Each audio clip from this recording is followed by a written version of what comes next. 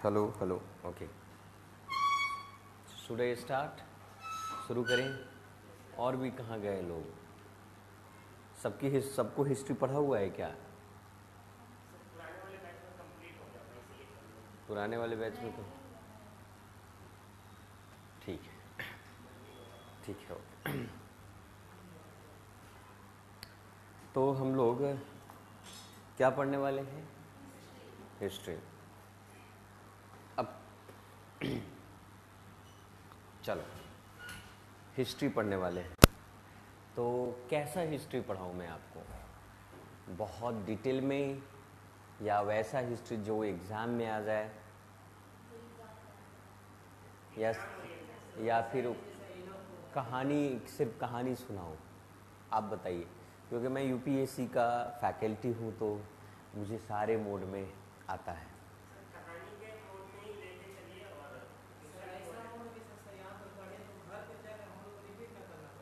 Repeat नहीं करना पड़ेगा? वाह, मतलब निकम्मे हैं आप।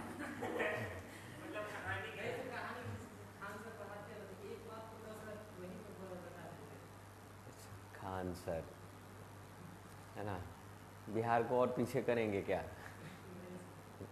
खान सर के स्टाइल में पढ़ेंगे तो एग्ज़ाम क्लियर नहीं होगा। ठीक है। जीएस मैं आपको पढ़ाऊंगा एग्ज़ाम ओरिएंटेड। देखो एग्ज़ाम ओरिएंटेड। दूसरे पॉइंट, दो तरीके की पढ़ाई होती है। एक पढ़ाई होती है कि ठीक है, हो रही है, अच्छा चल रहा है, लेकिन एग्ज़ाम से उसका बहुत ज़्यादा वास्ता नहीं है। एक होता है कि एग्ज़ाम ओरिएंटेड, आप इतना पढ़ लो ना भाई एग्ज़ाम में आएगा ही आएगा, आपका एग्ज़ाम क्लियर हो जाए। पढ़ाई 6 महीना 7 महीना ही करना है, 8 महीना करना है, डेडिकेटेड हो करके अगर आप पढ़ाई कर लेते हैं। पढ़ाई करने में मज़ा नहीं आता, याद रखिएगा। जहाँ पढ़ाई करने में मज़ा आ रहा है ना, इसका मतलब ये या तो एग्ज़ाम से हट करके बातें हो रही है। ठीक है। शरीर के लिए लाभदायक कड़वी चीज़ ही होती है। अगर आप मिठाई अगर आप खाते हो तो अच्छा लगता है खाने में, लेकिन उन सब शरीर के लिए लाभदायक है क्या? लेकिन वो सारी सब्जियां, वो सारा साग, वो जितने भी फल फ्रूट्स खाने में मज़ा नहीं आता है। तो शिक्षा के साथ भी इसी भी प्रकार का रूपरेखा होता है। हाँ, ये कह सकते हैं कि थोड़ा मोड़ा हम आपको उस तरीके से प्रस्तुत करें कि बोर ना हो, लेकिन मेन ऑब्जेक्टिव आपका क्या है? इस एग्ज़ाम को क्लियर करना है कि नहीं? मज़ा कब आएगा? जब आपका सिलेक्शन हो जाएगा। मज़ा तब आए तो बढ़िया है, अभी मज़ा आए और बाद में सिलेक्शन ना हो तो पूरा जीवन कष्ट है, सजा है ना? तो अभी हम लोग एग्ज़ाम के पॉइंट ऑफ व्यू से हम लोग पढ़ेंगे, और बहुत ज़्यादा हमें रिसर्च भी नहीं करना है, R&D तो करना नहीं है। दूसरी बात, मैं सिर्फ पढ़ाऊं या लिखवाऊं भी?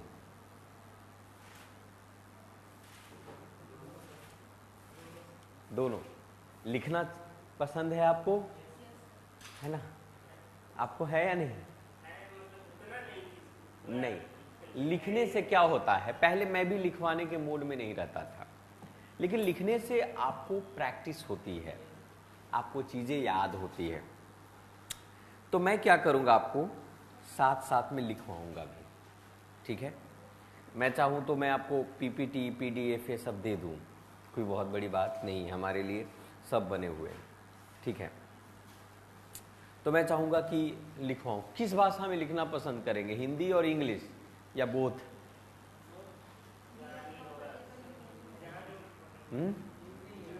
हिंदी हिंदी भाषा में लिखना पसंद करेंगे या इंग्लिश? तो इंग्लिश इंग्लिश चलो, इंग्लिश हिंदी जो लिखना है वो आप लिख लीजिएगा, मैं दोनों भाषाओं में करवा दूँगा।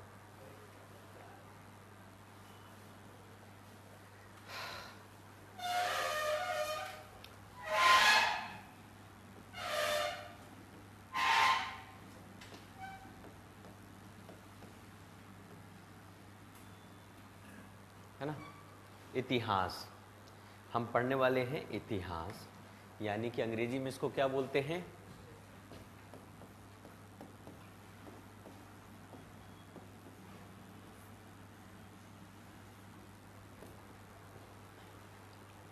क्यों पढ़ना है हिस्ट्री का? आपके एग्जाम में क्या उपयोग है?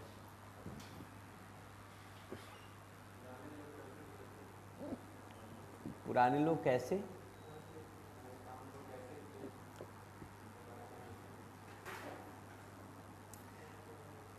चौसा का युद्ध हो रहा है, तराइन का युद्ध हो रहा है, पानीपत का युद्ध हो रहा है। युद्ध में को एएन और जेएन से क्या लेना देना है?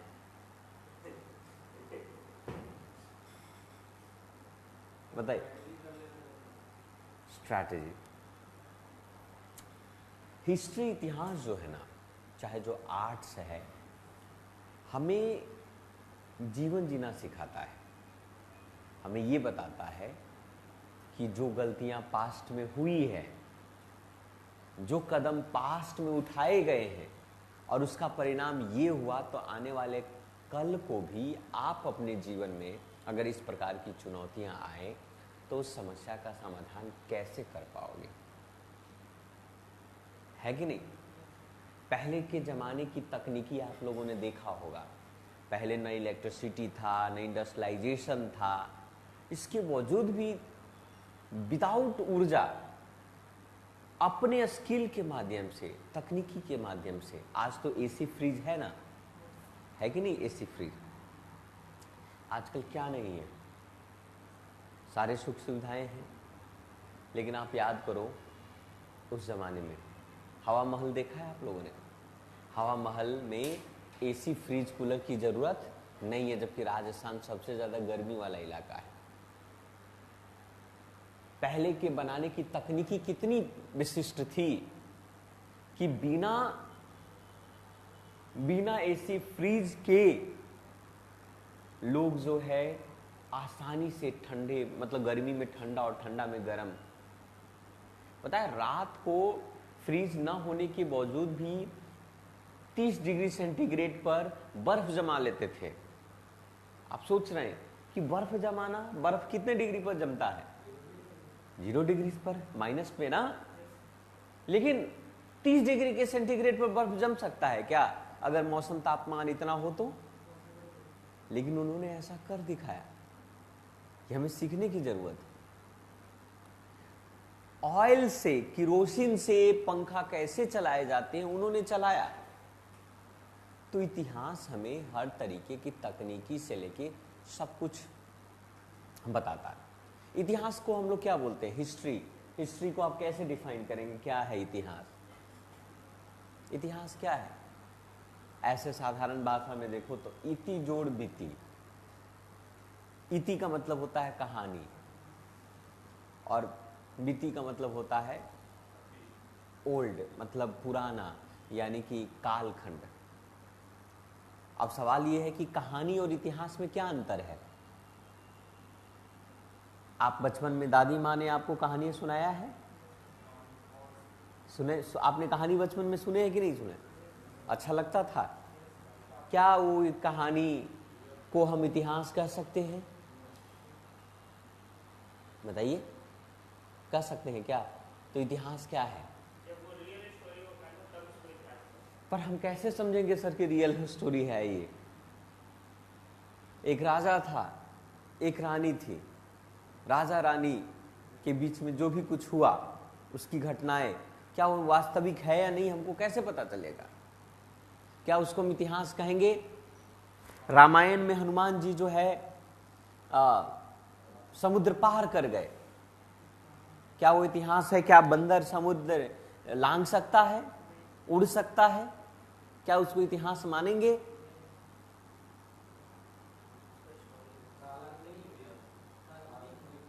काल्पनिक। तो फिर वो भी इतिहास है कि नहीं है? क्या रामायण से क्वेश्चन आता है आपके एग्जाम में कि जामवंत के पिता का नाम क्या था? राम जी का मौसी का नाम क्या था? फिर इतिहास है क्या? वो भी तो कहानी ही है। तो कहते हैं कि इतिहास उसे कहते हैं, ऐसी कहानी, ऐसी कथा, एक ऐसी घटना जिसका साक्ष्य हो, एविडेंस हो। शेरशाह सूरी इतिहास में था। शेरशाह सूरी को भारत का सबसे बड़ा प्रशासक माना जाता था। अकबर की बात करें, ऑनलाइन तो नहीं है ना? ऑनलाइन है क्या? ऑनलाइन भी है? नहीं, कंप्यूटर ये सब नहीं चल रहा है। अच्छा, रिकॉर्ड हो रहा है। तो ये बताइए कि जो हिस्ट्री है, वो हिस्ट्री को तब तक नहीं मानेंगे जब तक उसका साक्ष्य नहीं मिलेगा। अब रावण के 10 मुंडी था, सर था, क्या इसका कोई साक्ष्य है क्या? तो इतिहास उसे बोलेंगे जिसका कोई साक्ष्य हो। शेरशाह सूरी का मकबरा कहां है? ये साक्ष्य है। मुमताज और शाहजहां के बीच में प्रेम था या नहीं था, उसका प्रतीक क्या है? ताजमहल साक्ष्य है कि नहीं? दिल्ली के लाल किला साक्ष्य है। पटना का गोल घर साक्ष्य है। आपके दादा और दादी थे या नहीं, उसका साक्ष्य हम खुद हैं। तो इतिहास उसे कहेंगे जिसका क्या हो? साक्ष्य। अब रही बात साक्ष्य से, बात तो सही है, किस तरीके के साक्ष्य? तो अगर मुक्त रूप से तो इतिहास यही है, हम लोग क्या करते हैं, प्राचीन, मध्यकालीन और आधुनिक भारत। इसी प्रकार से जब आप इतिहास के पन्नों को पढ़ोगे, सबसे पहले हम जो पढ़ेंगे हिस्ट्री में, वो पढ़ेंगे हम लोग प्राचीन भारत। क्या पढ़ेंगे? प्राचीन भारत।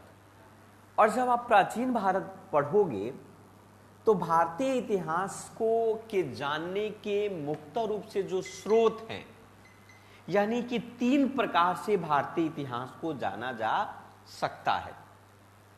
3 प्रकार से भारतीय इतिहास को जाना जा सकता है। पहला जो भारतीय इतिहास को जानने का जो स्रोत है वो साहित्यिक है। साहित्य के माध्यम से हम समझ सकते हैं, जान सकते हैं। और दूसरा जान सकते हैं, विदेशी यात्री जो भारत आए, उन्होंने भारत के बारे में लिखा। वेनसांग आया, फाहियान आया, है ना? ये सारे इतिहासकार भारत में आते हैं, यहाँ के लोगों, यहाँ की दशा, यहाँ की स्थिति के बारे में उन लोगों ने लिखा। और तीसरा पूरा तात्विक, यानी आर्कोलॉजिकल के बेस क्या था। आप लोग पटना म्यूजियम गए हैं कभी? अब जाइएगा पटना म्यूजियम में, आप जाकर के देखना वो साक्ष्य। तो सबसे पहले जो मैं आपको बताने जा रहा हूं, अगर आप देखें तो सबसे पहले हम बात करेंगे एंशिएंट इंडिया। लिखिए, हेडिंग लिखिए, एंशिएंट इंडिया। पहला चैप्टर हम पढ़ाने जा रहे हैं आपको, एंशिएंट इंडिया। एंशिएंट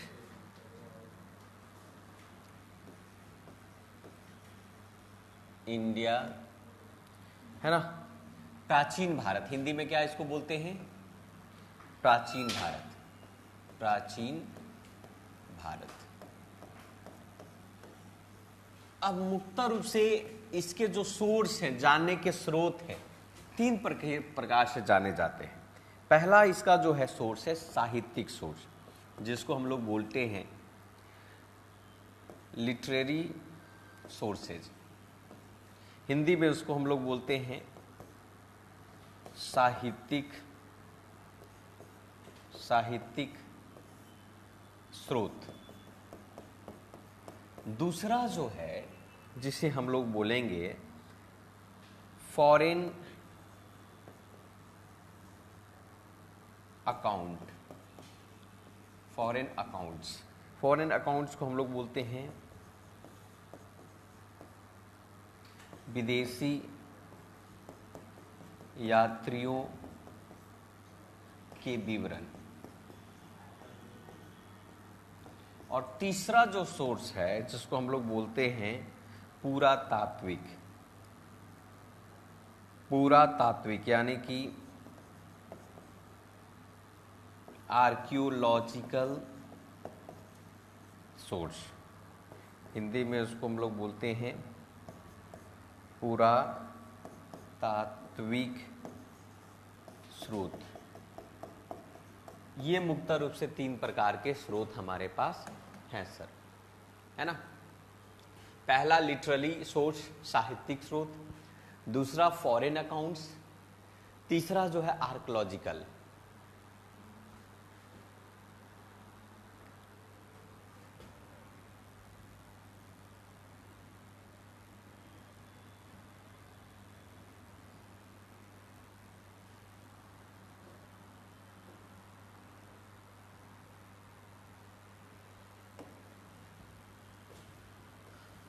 अब हम बात करेंगे 1 बाई 1 करके इस चीजों को। साहित्यिक सोच क्लियर लिख लिया आप लोगों ने। अब साहित्य में क्या हो सकता है, आप सब लोगों ने रिलीजियस टेक्स्ट के बारे में आपने बात किया है ना। अब इसके मुख्य रूप से कई प्रकार के टेक्स्ट, अगर इसमें आप बात करोगे साहित्यिक में, तो मुख्य रूप से यहां पर 2 प्रकार के साहित्यिक पढ़ सकते हैं। एक साहित्यिक है जिसको हम लोग बोलते हैं आपका रिलीजियस टेक्स्ट, रिलीजियस टेक्स्ट, है ना, जिसको हम लोग बोलते हैं हिंदी में क्या बोलते हैं, धार्मिक ग्रंथ, धार्मिक ग्रंथ। और दूसरा जो है रिलीजियस टेक्स्ट है जिसको हम लोग बोलेंगे सेकुलर, बोलेंगे सेकुलर टेक्स्ट। सेकुलर टेक्स्ट का मतलब होता है लौकिक ग्रंथ, लौकिक, या इसको ऐतिहासिक कह सकते हैं, ऐतिहासिक ग्रंथ। अलग अलग हम इसको तोड़ तोड़ कर लिखवा रहे हैं आप लोगों से। अब जैसे मान लिया रिलीजियस टेक्स्ट है, तो रिलीजियस टेक्स्ट में कौन सा टेक्स्ट, वेद पढ़ा है आप लोगों ने, ऋग्वेद, सामवेद, यजुर्वेद, अथर्ववेद, है कि नहीं। अब ये सारे पॉइंट इसके अंदर में हम तो एक एक करके इस चीजों को समझते हैं। सबसे पहले आप यहां तक लिख लिए,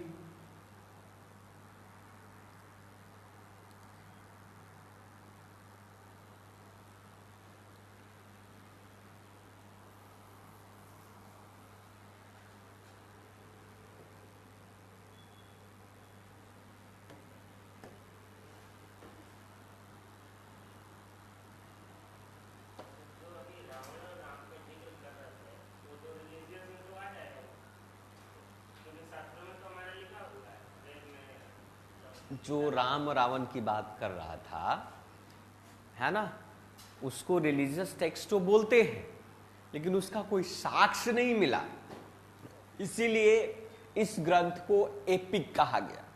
एपिक्स का मतलब महाकाव्य कहा गया, और एक तरीके से दंत कथा के तौर पर भी इसको माना जाता है, क्योंकि राम और लिखा गया है। आयन, रामायण किसका आयन है, राम के जीवन के बारे में है। किसके द्वारा लिखा गया है, वाल्मीकि के द्वारा लिखा गया है। लेकिन क्या उनके लिखे हुए बेसिस के आधार पर साक्ष्य मिले हैं, तो जब साक्ष्य नहीं मिले हैं तो उसको इतिहास का दर्जा देना सही नहीं होगा आपका। क्लियर है, तो वो चीजें हैं।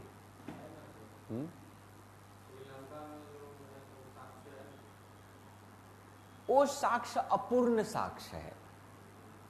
सोने का लंका का तात्पर्य क्या है, यहां पर वर्ब के फॉर्म में लिखा गया, प्रोवर्ब के फॉर्म में चीजें लिखी गई कि सोने का लंका का मतलब क्या है। क्या सच में लंका सोने की बनी हुई थी? इसका क्या तात्पर्य, इसका तात्पर्य है कि रावण का जो महल था, रावण का जो राज्य था, वो राज्य पूरी तरीके से धनाढ्य था, सुखी जीवन चैन से जी रहे थे, भरपूर आनंद के तौर।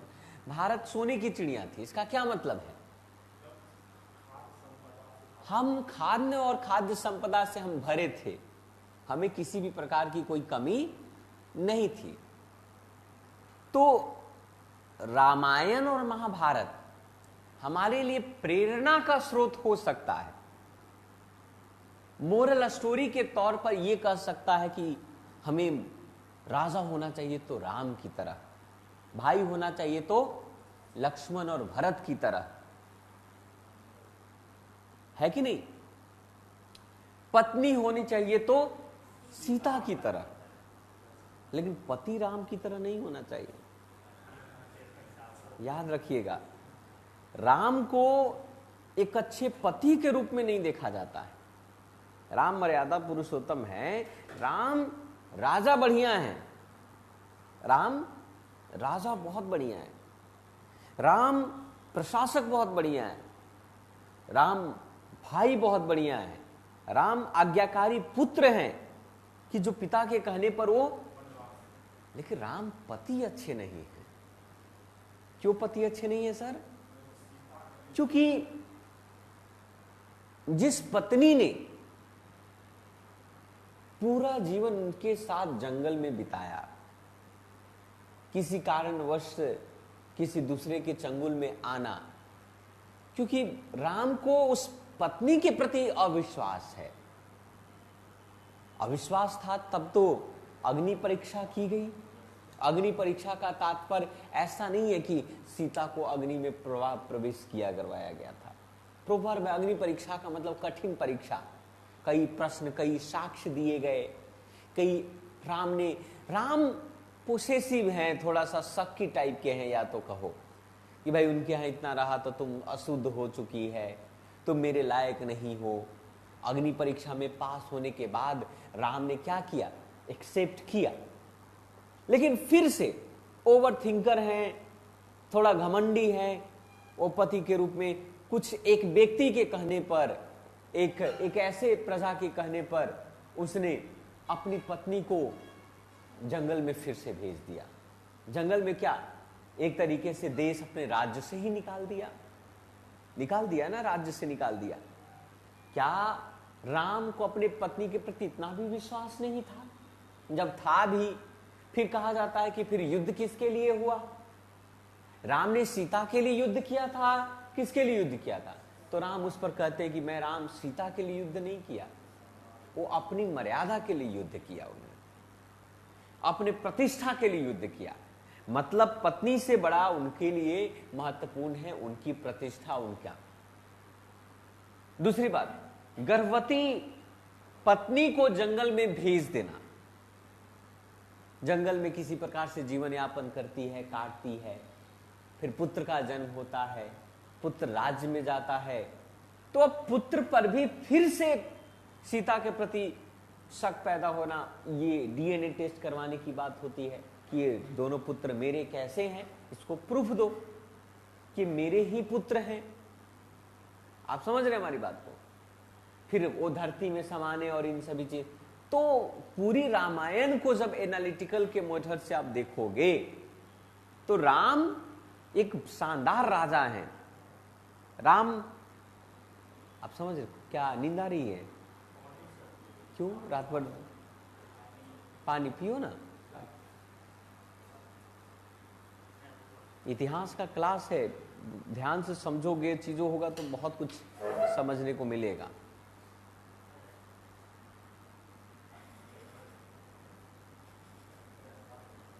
ठीक है, क्लियर है? समझ रहे हो हमारी बात को? लेकिन वो एक बेहतर पति के रूप में, अगर उनको कृष्ण की तुलना करोगे तो कृष्ण की व्यक्तित्व जो है ना बड़ा अलग है, डायनेमिक है। कृष्ण हर रूप में देखे जाते हैं। कृष्ण नाचते हुए भी देखे, राम को नाचते हुए महसूस कर सकते हो क्या? राम की पर्सनालिटी फिक्स है, वो बहुत फिक्स पर्सनालिटी है उनका, लेकिन कृष्ण की पर्सनालिटी छपरी वाली है।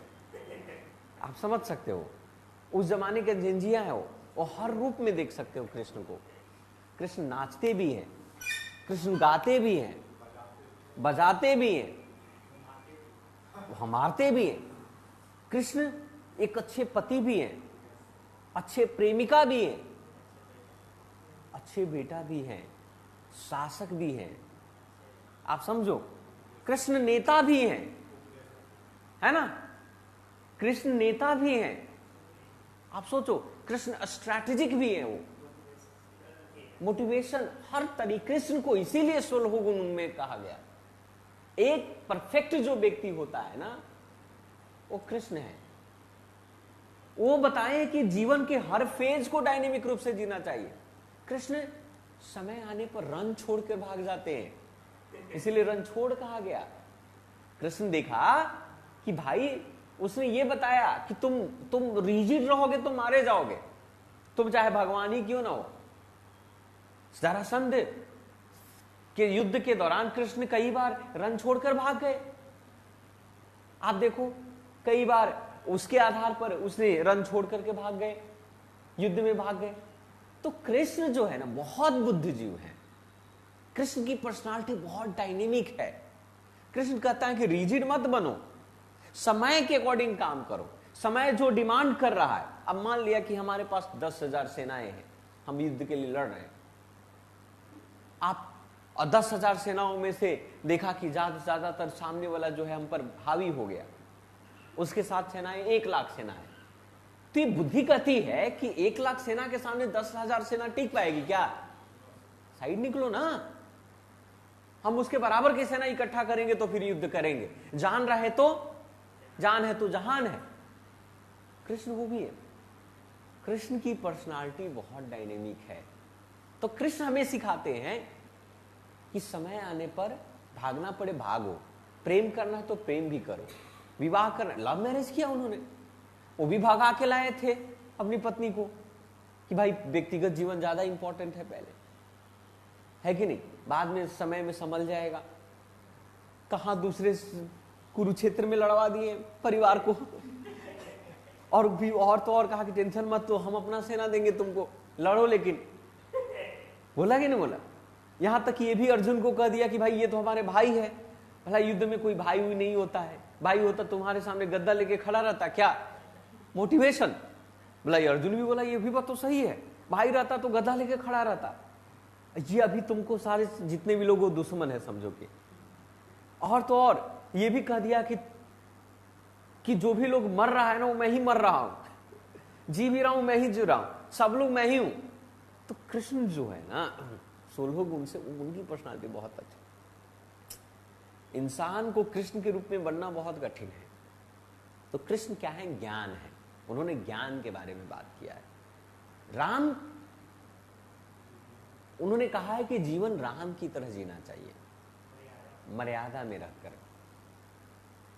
इंसान किस तरह होता है? राम की तरह। और ज्ञान कैसा होना चाहिए? कृष्ण की तरह। तो ये सारी कहानियां जो इतिहास जो है वो हमें मोरल स्टोरी देती है कि एक मनुष्य को किस तरीके से जीना है, किस तरीके से रहना है ना? यहां पर जो मैं आपको बातें बता रहा हूं, मैं आपको जो समझा रहा हूं, इतिहास जानने के जो स्रोत है, उसमें लिटरेसी में आपने देखा, इसमें पहला पॉइंट, अब जैसे रिलीजियस टेक्स्ट है, रिलीजियस टेक्स्ट लिखा क्या आपने? लिखिए जरा रिलीजियस टेक्स्ट के बारे में, लिखिए जो मैं लिखवा रहा हूं। रिलीजियस टेक्स्ट, धार्मिक ग्रंथ में सबसे पहले वेदाज के बारे में लिखिए। वेद, रिलीजियस टेक्स्ट में क्या लिखिए? वेद। वेद, ठीक है? वेद, VEDAS, वेदाज, अंग्रेजी में वेदाज कहते हैं। वेदाज कहता है कि वेदाज में they are the oldest Indian text, they are oldest Indian text. Veda Bharat के सर्व प्राचीन धर्म ग्रंथ है। They are the oldest Indian text compiled by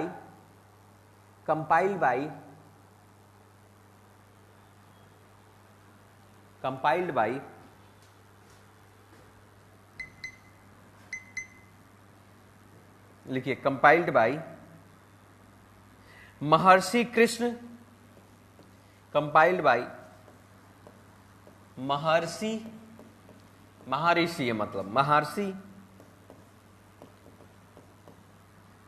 Krishna Dvaipayan, महर्षि कृष्ण द्वैपायन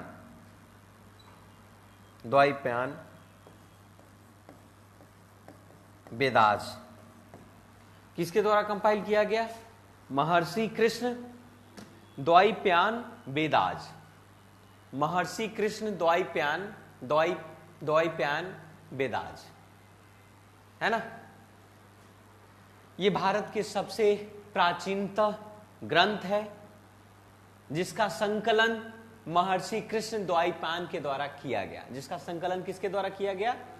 महर्षि कृष्ण द्वैपायन के द्वारा किया गया। There are 4 Vedas. कितने वेदास हैं? 4 वेदास हैं। लिखिए 4 वेदास हैं।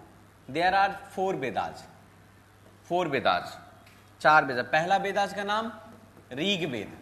पहला हम लोग बोलेंगे किसका? ऋग्वेदा। ऋग्वेदा, ऋग को ऐसे लिखते हैं, है ना, ऋग्वेद, ठीक है। ये हो गया आपका ऋग्वेदास। ऋग्वेदा जो है सबसे ओल्डेस्ट है। ऋग्वेदास ओल्डेस्ट वेदा।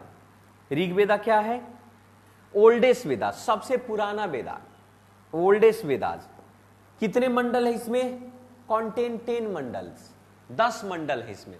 ऋग्वेदास सबसे ओल्डेस्ट है। ऋग्वेदास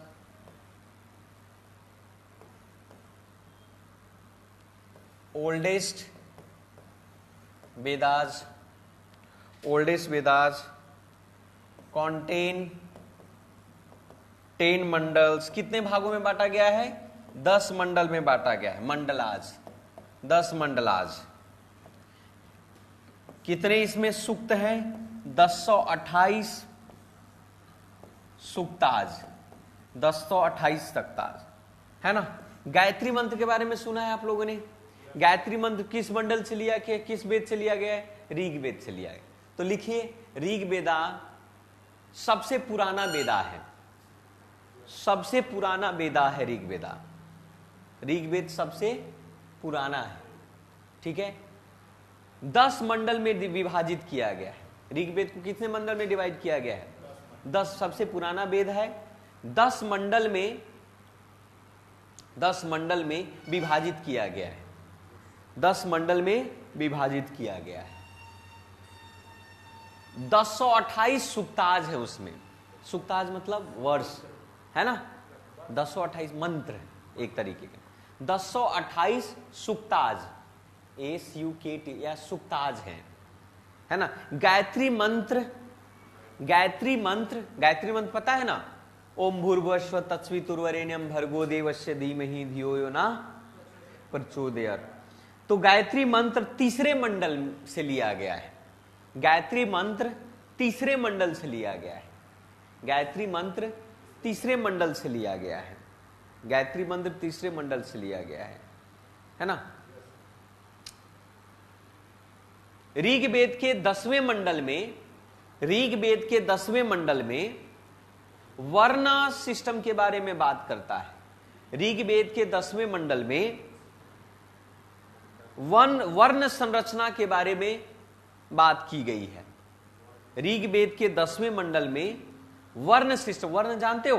कास्ट, वर्ण सिस्टम के बारे में बात किया गया है। वर्ण सिस्टम यानी वर्ण संरचना के बारे में बात किया गया है। मिक्स भाषा में लिखो, वर्ण संरचना के बारे में बात किया गया है। वर्ण जानते हो? वर्ण कौन? क्षत्रिय, वैश्य, शूद्र, है कि नहीं? ये सारे वर्ण सिस्टम के बारे में बात किया गया है, ठीक है। वर्ण सिस्टम। गायत्री मंत्र किससे लिया गया है? ऋग्वेद से। कितने मंडल में? वर्ण सिस्टम कितने मंडल में? 10वें मंडल में आपका, ठीक है। दूसरा वेद का नाम क्या है? यजुर्वेद। दूसरा लिखिए यजुर्वेद। यजुर्वेदा भाग, पार्ट, चैप्टर। यजुर्वेद में क्या बात कही गई है, लिखिए। Yajurveda contain rule for sacrifice. Yajurveda contain rule for sacrifice.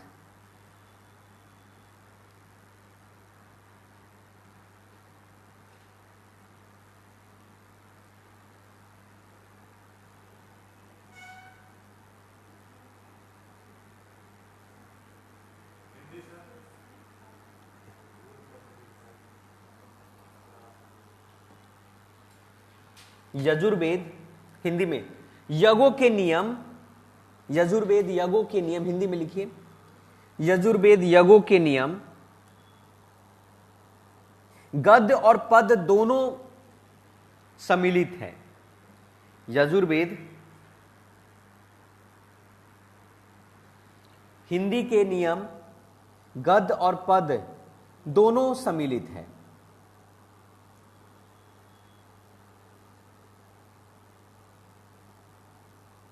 अच्छा, वो थोड़ा खाली बचा हुआ है ऋग्वेद के बारे में, और कुछ लिख सकते हैं, एक लाइन लिख सकते हैं, लिखिए।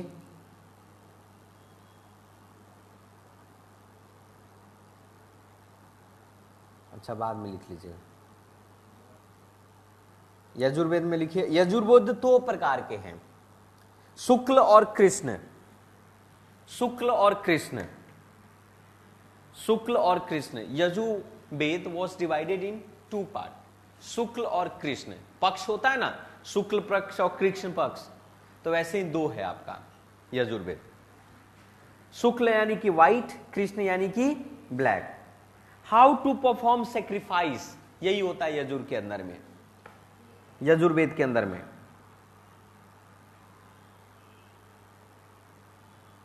ठीक है, लिख लिया आप लोगों ने?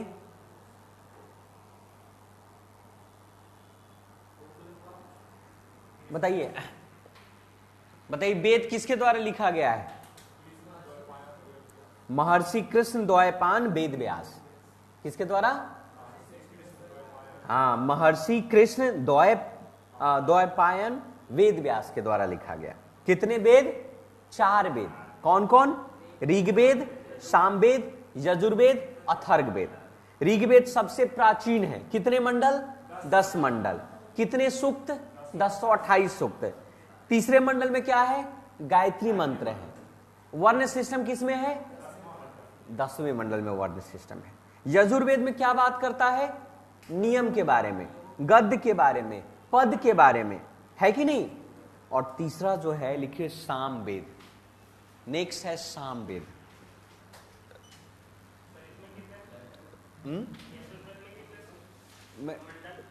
सामवेद में गद्य और पद है, तो ये मंडल सिर्फ है ऋग्वेद में, क्योंकि ऋग्वेद सबसे क्या है?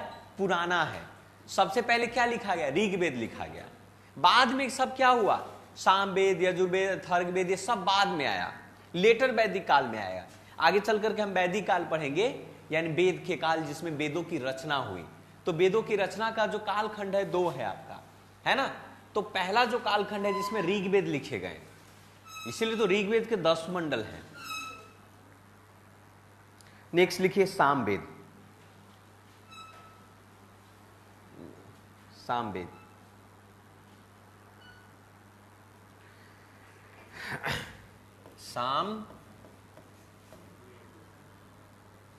वेद, नाम से ही पता चल रहा होगा। साम का मतलब गायन, है कि नहीं?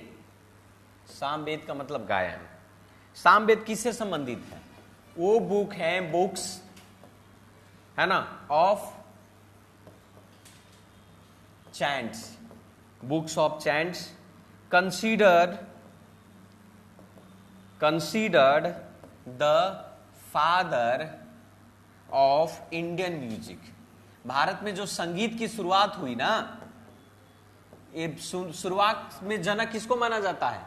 सामवेद को। हिंदी में लिखिए, सामवेद भारतीय संगीत का जनक माना जाता है। सामवेद भारतीय संगीत का जनक माना जाता है। वेदा ऑफ म्यूजिक, क्या इसको बोल सकते हैं? वेदा ऑफ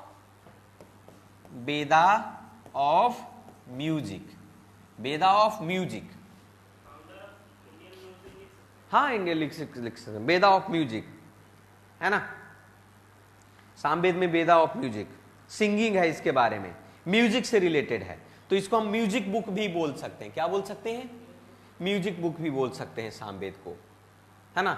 यजुर्वेद में क्या है? नियम से रिलेटेड है, नियम कैसा होना चाहिए, सेक्रीफाइस के बारे में, दान पुण्य कैसे कमाओगे, ये सब चीजों के बारे में, गद्य के बारे में, पद के बारे में, है ना। और तीसरा जो है सबसे मोस्ट इंपॉर्टेंट है, जिसका नाम क्या है? अथर्ववेद। चौथा ये लिख लिया ना आप लोगों ने। म्यूजिक बुक कौन सा? सामवेद। और रूल्स और रेगुलेशन वाला बुक कौन सा? यजुर्वेद। और देवताओं को खुश करने वाला वेद कौन सा? ऋग्वेद। ऋग्वेद में देवताओं का चर्चा किया गया है, इंद्र के बारे में, अग्नि के बारे में, हैं?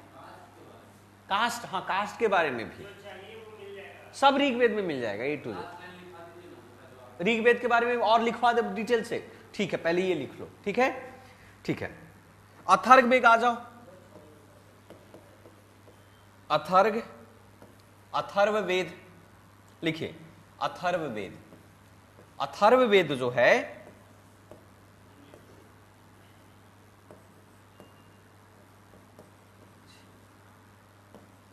अथर्ववेदा, अथर्ववेदा, ये अथर्ववेद है। अब ये अथर्ववेद किससे रिलेटेड है भाई? ये है Atharvaveda related deal with magic, deal with magic, spells and medicine, ठीक है। यानी कि किससे संबंधित है? जादू, टोना, चिकित्सा। किससे संबंधित है? जादू, टोना, चिकित्सा। लिखो इसके बारे में, अथर्ववेद के बारे में सारा disease, deal with magic. Magic यानी कि जादू, टोना, जादू टोना और चिकित्सा। जादू टोना और मेडिसिन। चिकित्सा जो होता ना, आधा त और सा, चिकित्सा आधा त और स, ठीक है। ची की त और स पर आ की मात्रा, क्या नहीं लिखना है? ची की त सा। अच्छा, मेडिसिन और क्या? MEDICINE, ये लिखा हुआ है ना, मेडिसिन।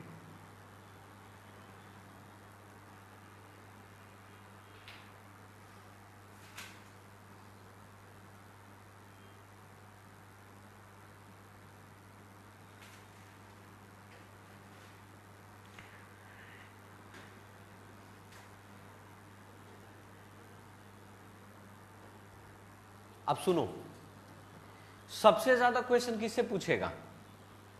क्या लगता है किससे पूछेगा सबसे ज्यादा? ऋग्वेद से। तो लिखो, ऋग्वेद से एक अलग ही आपको लिखवा देता हूं, आप जैसा कर रहे हैं। लिखिए, हेडिंग लिखिए ऋग्वेद, ऋग्वेद के बारे में लिखिए, मतलब डिटेल से ऋग्वेद के बारे में लिखवा देता हूं। हिंदी में लिखवा दे, चलेगा, कोई बात नहीं, एक ही बात, हिंदी इंग्लिश अंग्रेज थोड़ी है, मिक्स करके लिख लो, ठीक है। सबसे पहले सबसे प्राचीनतम वेद कौन सा? ऋग्वेद। ऋग्वेद कम से कम कब से कब तक बना? लिखो, चारों वेद में सबसे प्राचीन वेद ऋग्वेद है। ऋग्वेद चारों वेद में सबसे प्राचीन है, लिखवा दिया ना, ओल्डेस्ट वेदाज है ना। दूसरा, रचना कब हुई? 1500 से लेकर 1200 ईसा पूर्व। 1500 से लेकर के 1200 ईसा पूर्व में, BC में ऋग्वेद की रचना हुई। 1500 से लेकर 1200 ईसा पूर्व समझ गया मैं। अब इसको भी समझाना पड़ेगा, मुझे पता था कि फंसेगा ये। पहले लिखो, मैं समझा रहा हूं।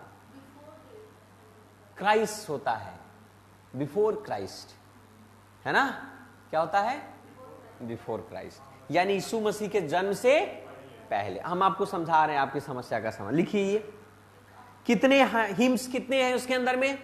कितने सूक्त हैं? 1028। कितने मंत्र हैं? 10,600 मंत्र। लिखिए, कितने मंत्र हैं इसमें? वर्ष जिसको बोलते हैं। ऋग्वेद में 10,600 मंत्र हैं। ऋग्वेद में 10,600 मंत्र हैं, ठीक है? ऋग्वेद में 10,600 मंत्र हैं। दूसरा, टोटल कितने मंडल हैं ऋग्वेद में? 10 मंडल। तो 2 से लेकर 7 मंडल सबसे प्राचीन है, यानी कि सबसे, मतलब 10 चैप्टर, 10 बुक लिखा गया है। टोटल मिलाकर कितने बुक लिखे गए? 10 पार्ट में है। पहला पार्ट, दूसरा पार्ट, सीरीज बनता है ना सीरीज, तो वैसे ही 10 पार्ट में है। तो दूसरा से लेकर 7वां सबसे प्राचीन है। दूसरा से 7वां मंडल सबसे प्राचीन है, जिसको फैमिली बुक कहा जाता है। ब्रैकेट में लिखिएगा फैमिली बुक्स। और पहला और 10वां बाद में जोड़े गए हैं। पहला और 10वां बाद में जोड़े गए हैं।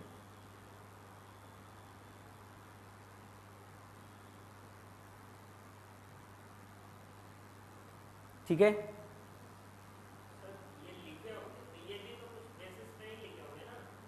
सोसाइटी समाज के अनुसार लिखा है उन्होंने, है ना? ऋग्वेद के जो ऋषियां हैं जिन्होंने लिखा है, कौन कौन से ऋषि लिखा है? विश्वामित्र, वशिष्ठ, अत्रि, भारद्वाज, कण्व, ये सारे ऋषियां ने वेदों को लिखा है। कुछ महिलाएं ऋषि भी हैं, कुछ स्त्री हैं, जैसे लोपामुद्रा, घोषा, अपाला, ये महिलाएं ऋषि हैं जिन्होंने ऋग्वेद की रचना की है आपका। इसके अलावा जो प्रमुख देवताएं हैं जो ऋग्वेद में मेंशन किया गया, इंद्र के बारे में, अग्नि के बारे में, वरुण के बारे में। इंद्र कौन है? वर्षा के देवता। अग्नि कौन है? अग्नि है अग्नि देवता, यज्ञ के प्रमुख देवता हैं। देवता और मनुष्यों के बीच में जो यज्ञ करवाता है कौन? संदेश ले जाता है अग्नि। इसीलिए जब पूजा पाठ करते हो ना, तो अग्नि प्रज्वलित करते हैं, हवन करते हैं। तो अग्नि को क्या माना गया? संदेशवाहक। देवता और मनुष्यों के बीच में संदेशवाहक का काम करता है अग्नि। हेलो साहब, मोबाइल फोन नॉट अलाउड। ये सब कंसंट्रेट करो, यही आएगा एग्जाम में मैं जो बोल रहा हूं। जीएस को लाइटली मत लो, ये एग्जाम को अच्छे मार्क्स, रैंक और आपको पास कराने में यही मदद करेगा। नहीं तो टेक्निकल तो सब पढ़ रहा है, लेकिन छोड़ कौन क्या रहा है? ज्यादातर जीएस। लगता है कि जीएस तो कर ही लेंगे, लेकिन जीएस कर ही लेंगे कभी नहीं होता है, ठीक है? गागे गिगी में विश्वास नहीं करना है, ठीक है? चलिए, गायत्री मंत्र किस में लिया गया है? ऋग्वेद में कौन से मंडल है ना? 10वें मंडल में वर्ण व्यवस्था की व्याख्या की गई है। किसके बारे में? वर्ण व्यवस्था क्या? पुरुष सूक्त की बात की गई है, ठीक है?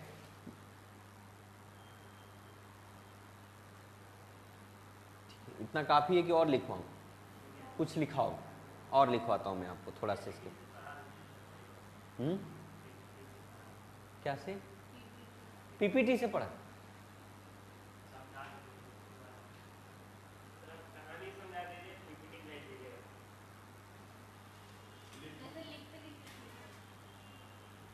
अभी तक क्या क्या पढ़ा आपने? अभी तक क्या क्या पढ़ा आपने? नहीं, अभी तक हम लोगों ने पढ़ा, सुनो, हिस्ट्री पढ़ा। हिस्ट्री को समझते हैं किस तीन तरीके से। कौन कौन? साहित्य के माध्यम से, दूसरा यात्रा वृत्तांत के माध्यम से, और तीसरा आर्कोलॉजिकल के माध्यम से। अभी हम पहला पार्ट पढ़ रहे हैं क्या? Religious text. पहला पार्ट पढ़ रहे हैं हम लोग साहित्य के माध्यम। साहित्य में 2 प्रकार से बात किया हमने। पहला बात किया क्या? रिलीजियस, धार्मिक। धार्मिक युद्ध में पहला हम बात किसका कर रहे हैं? वेद का। वेद कितने वेद? 4 वेद। कौन कौन?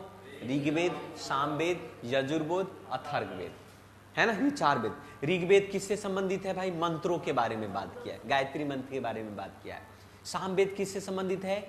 म्यूजिक बुक से, है ना। साम यजुर्वेद रूल्स एंड रेगुलेशन के बारे में, अथर्ववेद चिकित्सा के बारे में, जादू टोना चिकित्सा के बारे में, यही बात है ना। चारों वेद पढ़ लिए यहां तक, ऋग्वेद के बारे में थोड़ा सा एक्स्ट्रा पढ़ लिए, ये बात हो गया यहां पर। अब हम पढ़ेंगे आगे, इसी के अंदर में और समझेंगे। अब हम एक पॉइंट लिखो, हेडिंग लिखो, जिसको हम लोग समझते हैं वेदांगा, वेदांग, वेदांग मैं लिख, वेदांग, इंग्लिश में भी इट्स कॉल्ड टू वेदांग।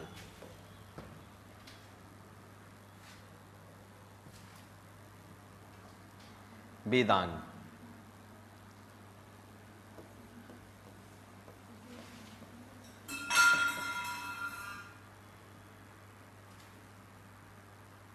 ठीक है।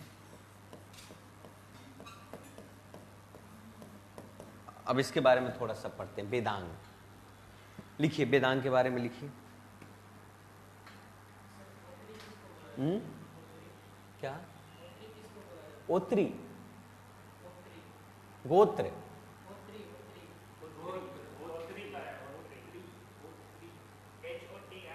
होत्री, ये तो ऋषि जिसने रचना किया था, है ना, उस बेसिस पर उसको कहा गया होत्री है। मैंने बोला ना, ऋषि ऋग्वेद की रचना में पुरुष और महिलाएं दोनों लिखे। पुरुष जो ऋषि थे, जो विश्वामित्र थे, वशिष्ठ थे, कन्नौ थे, है ना, वसुमित्र राजा है, वो अलग है, ये सारे। उसी प्रकार से होत्री हुए, ये लोपामुद्रा हुए, ये सारे क्या थे? स्त्रियां थी। तो इससे ये पता चलता है कि पुराने जमाने में पुरुष और महिलाएं दोनों को समान अधिकार था, ये पता चलता है ना। अब जो बताओ, वेदों की रचना कौन कर रही है? स्त्रियां कर रही है। हमारे यहाँ स्त्रियां क्या करती है? तांडव करती है, यही ना। हमारे यहाँ स्त्रियां क्या करती है? सीरियल। स्त्रियां का कुछ काम है? आप ही सच बोले। ज्यादा सच बोल रहा हूं क्या मैं? हाँ, इस शादी के बाद महिलाएं क्या करती है? घर में काम काज। बात तो सही, महिलाएं करती बहुत कुछ है, ऐसी बातें नहीं है, लेकिन पुरुष गधों की तरह मजदूरी करता है। सबसे गधा कौन? पुरुष। किस चीज के लिए हुआ है जन्म? पुरुष का जन्म ही हुआ है स्त्रियों के लिए मेहनत करो, स्त्रियों के लिए मेहनत करो। क्या दुख है? तो मुझे लग रहा है सबसे ज्यादा दुख से आप ही गुजर रहे हो।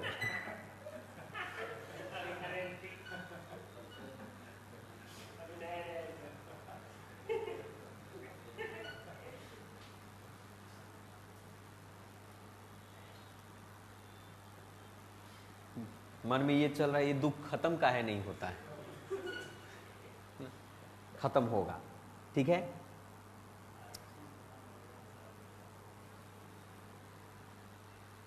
ठीक है, चलो अब हम बात करते हैं यहां पर कि वेदांग के बारे में।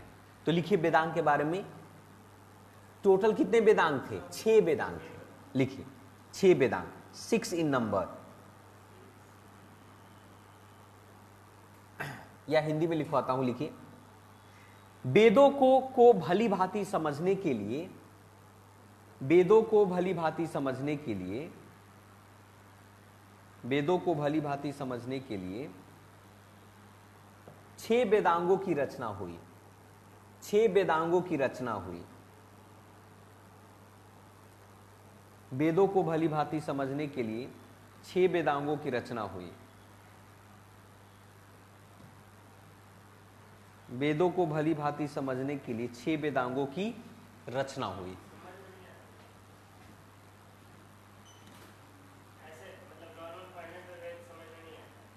नॉर्मल पढ़ने में समझ में वेद पढ़े हैं आप?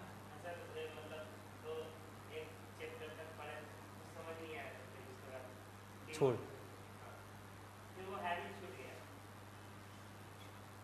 भगवत गीता पढ़े हैं आप? समझ में आया?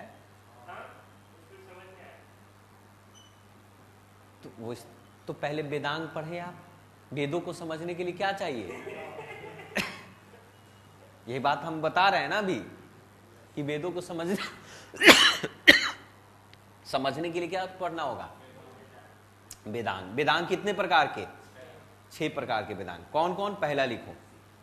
पहला वेदांग, पहला वेदांग का नाम लिखिए शिक्षा। पहला वेदांग क्या है? शिक्षा। शिक्षा अंग्रेजी में भी लिख सकते हो वही। दूसरा वेदांग का नाम क्या है? कल्प, कल्प सूत्र। तीसरा वेदांग क्या है? व्याकरण, व्याकरण। चौथा वेदांग क्या है? निरुक्त, है ना, निरुक्त, निरुक्त। पांचवा क्या है? छंद। छठा क्या है? ज्योतिषी। तो सब ये सब पढ़ा था आपने सर, तो इसलिए समझ में नहीं आया ना। 4 प्रकार के। शिक्षा, शिक्षा, कल्प, व्याकरण, है ना, निरुक्त, छंद और ज्योतिष। कितने वेदांग है? तो एग्जाम में आएगा इनमें से वेद कौन सा है? ऑप्शन है शिक्षा, कल्प, व्याकरण और चौथा ऑप्शन होगा आपका साम वेद। करेक्ट आंसर साम वेद। तो ये क्या है? ये वेदांग है। वेदों को समझने के लिए क्या समझना होगा? वेदांग। तो आपको वेदों को समझने के लिए पहले शिक्षा की जरूरत है, फिर कल्प सूत्र पढ़ना होगा, फिर व्याकरण पढ़ना होगा, फिर निरुक्त पढ़ना होगा, फिर छंद पढ़ना होगा, फिर ज्योति पढ़ना होगा, ज्योतिषी। तब ना वेद समझ में आएगा कि डायरेक्ट वेद पर ही मतलब पहले बेसिक एबीसीडी पढ़ा नहीं कि डायरेक्ट मैथमेटिक्स बनाना शुरू कर दिया, कैलकुलस बना रहे हैं। क्लियर है? क्या ड्रीम 11 पर पैसा लगा रहे हो क्या?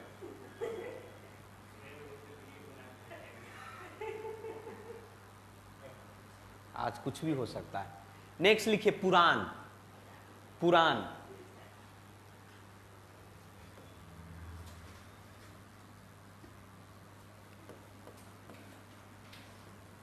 पुराण, पुराणास।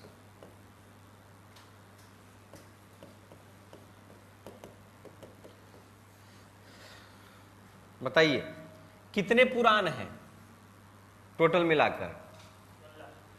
लिखिए, हिंदी में लिखिए। 16 नहीं 18 लिखिए।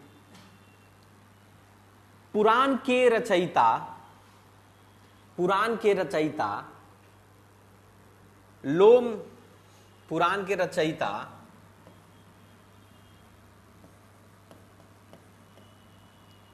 लोमहर्षण, लोमहर्षण और उनके पुत्र, लोमहर्षण और उनके पुत्र उग्रश्रवा है, उग्रश्रवा है, उग्रश्रवा है। पुराण के रचयिता लोमहर्ष और उनके पुत्र उग्रश्रवा है। पुराणों की संख्या, कुल संख्या 18 है।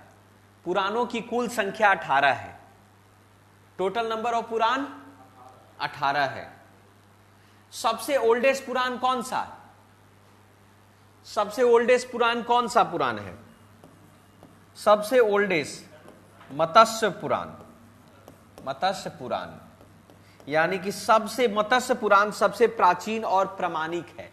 लिखिए, मत्स्य पुराण सबसे प्राचीन और प्रामाणिक है। मत्स्य पुराण सबसे प्राचीन और प्रामाणिक है। पुराण की रचना किसने की? एग्जाम में आएगा। लोमहर्षण और उसके पुत्र उग्रश्रवा ने। कितने टोटल पुराण है? 18 पुराण। सबसे प्राचीनतम पुराण मत्स्य पुराण, पुराण है ना। पुराण मत्स्य पुराण हुआ, विष्णु पुराण हुआ, गरुड़ पुराण हुआ, शिव पुराण हुआ, है कि नहीं? ये सारे पुराण हैं। तो टोटल मिलाकर 18 पुराण है। और सबसे ओल्डेस्ट पुराण कौन सा? मत्स्य पुराण। तो याद देखो, मत्स्य पुराण में ऐसा कहा जाता है कि जो सृष्टि का जो निर्माण हुआ ना, तो सबसे पहले सृष्टि पर कौन बना? मछली ही बना था। हमारा जीवन किससे बना है? जो मछली खा रहे हो ना, मछली जल की रानी है, जीवन उसका पानी है। हाथ लगाओ डर जाएगी, बाहर निकालो मर जाएगी, कड़ाही में जाओ। तो मत्स्य पुराण, हमारा सृष्टि में भी सबसे पहले मछली ही बना है कि नहीं? मछली से हम लोग कछुआ और इस तरीके से पहले मछली बना जो पानी में रहता। पहला जीव किसमें? पानी में जन्म लिया। उसके बाद अच्छा हमारा शरीर का भी तो जन्म शुरुआत पानी से ही हुआ है ना, है कि नहीं? मां के गर्भ में हम सब होते हैं तो कहां हमारा विकास कहां हुआ है? पानी में तो हुआ है। मां के गर्भ के थैली में क्या होता है? पानी, और पानी सूख जाए। मां के गर्भ में जब बच्चा होता है तो बच्चा हल्का महसूस, भारी महसूस होता है मां को। है तो 2.5-3 किलो के बच्चे होते हैं, 2.5 किलो के आसपास तो होगा जन्म लेते वक्त। कितने होंगे? 1.5-2 किलो। क्या कितने बच्चे होते होंगे? 4 किलो, 2.5-3 किलो यही। हाँ 2 से 3 किलो तक। अब बताओ 2-3 किलो हाथ में ऐसे लेके हमेशा रखो तो जरा क्या हो जाएगी? हालत खराब हो जाएगा, भारी हो जाएगा। सोचो प्रकृति कितना शानदार है, नेचर। तो उसने क्या किया पता है? माँ के घर में अगर 2.5 किलो लेके घूमेगा तो माँ मतलब कितना थक जाएगी कि हमेशा लेटी ही रहेगी, उसकी हालत कितना खराब हो जाएगा। तो पता है प्रकृति ने क्या किया? अंदर में जल का निर्माण किया, और उस जल में उत्प्लावन बल के कारण से वो बच्चा उसमें तैरता रहता है। बच्चा को सबसे ज्यादा आनंद अगर आता है तो पानी में तैरने में। हम सब बच्चे थे तो हम पानी में ही हमारा जन्म हुआ, हमारा विकास हुआ है, सब कुछ पानी में ही हुआ है। वाटर थैली होता है ना? हमारा मस्तिष्क क्या है? मस्तिष्क कितने केजी का होगा? 1.5 केजी का। लेकिन ये 1.5 केजी हमें भारी महसूस होता है क्या? क्यों? कभी कभी होता है, क्योंकि हमारे मस्तिष्क जो है उसके अंदर में भी पानी है, वहां पर भी उत्प्लावन बल, वहां पर भी बैलेंस, इसलिए हमें भारी महसूस। आप जब तैरने जाते हैं स्विमिंग पूल में तो आपका खुद का शरीर जो है हल्का महसूस होता है कि नहीं होता है? पढ़ा तो साइंस, सब साइंस पढ़ के ही आए हो ना। तो ओल्डेस्ट सबसे मत्स्य पुराण जीवन की शुरुआत ही पानी से हुई है। ठीक है, तो टोटल कितने पुराण? 18 पुराण। और सबसे प्राचीनतम पुराण कौन सा? मत्स्य पुराण सबसे। ठीक है, अब हम थोड़ा चलते हैं कि इसके अलावा और भी चीजें हमारे पास हैं, जैसे बुद्धिस्ट टेक्स्ट, बौद्ध साहित्य। बौद्ध साहित्य, बौद्ध साहित्य। ठीक है,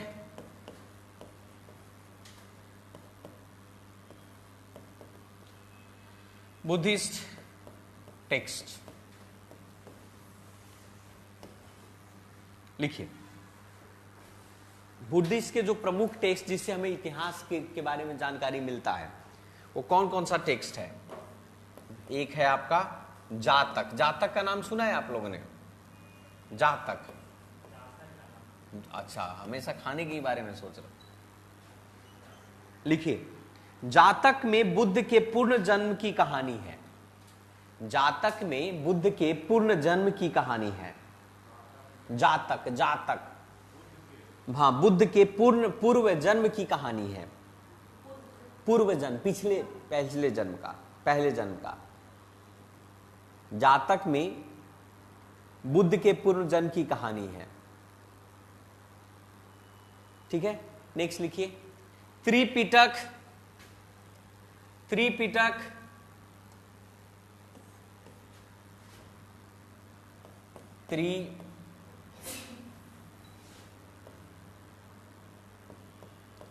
त्रिपिटक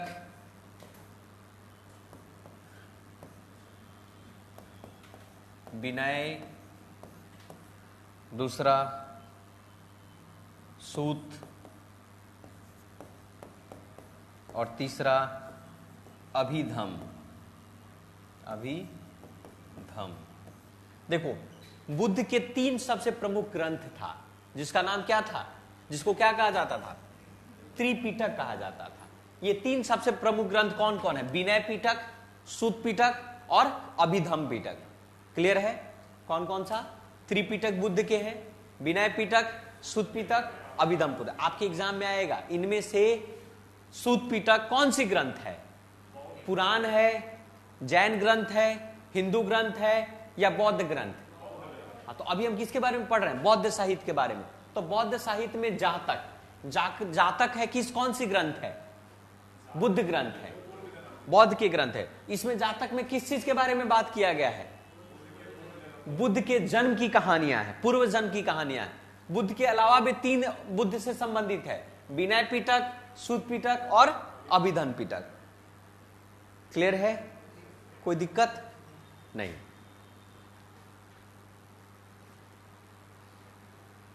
विनय पिटक, सूत पिटक, अभिधम सबसे महत्वपूर्ण है।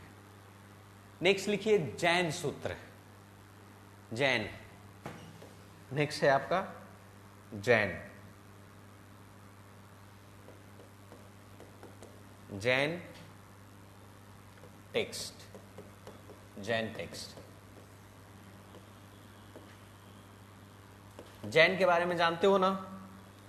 जैन साहित्य। अब जैन साहित्य में सबसे प्रमुख साहित्य है जिसको बोलते हैं जैन साहित्यों का, जिसको कहा जाता है आगम। आगम, ठीक है, आगम। अब इसमें आपका जैन लिटरेचर में सबसे आगम कहा जाता है, और जैन धर्म की जो प्रारंभिक इतिहास रही है उसको कहा जाता है आपका कल्प सूत्र। तो यहां पर पॉइंट लिखो, मैं लिखवा रहा हूं। जैन साहित्य को आगम कहा जाता है। जैन साहित्य को आगम कहा जाता है। जैन लिटरेचर इज कॉल्ड आगम। आगम, जैन लिटरेचर इज कॉल्ड आगम। जैन साहित्य को आगम कहा जाता है।